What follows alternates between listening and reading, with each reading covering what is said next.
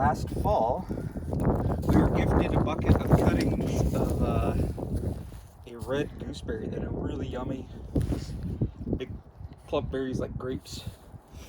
And we ran out of fall before we got them planted. I did get them in a bucket of willow water to start rooting them. And all it is a bucket of water with right there. Yeah. With cuttings off of a willow branch that will excrete rooting hormone into the water, which then the cuttings will uptake and start to want to root. Anyways, ran out of fall, stuck them behind the house and just forgot about them. Saw them this last winter. They were a complete frozen solid mass of cuttings and ice. And I was thinking I will just compost them this spring. And my wife was walking by today and noticed, what'd you notice?